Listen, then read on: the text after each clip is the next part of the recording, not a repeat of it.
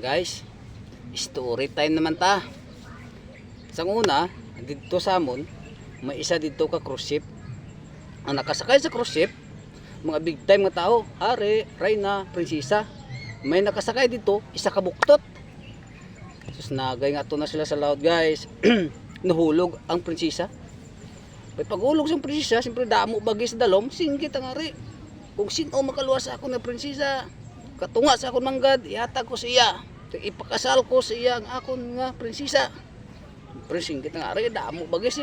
Dugay-dugay may tigpasaw. Ang buktot.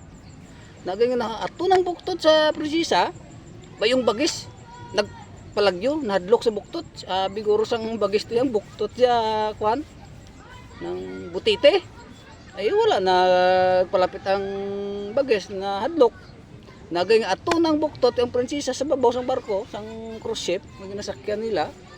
Bay pasalamat ang hari.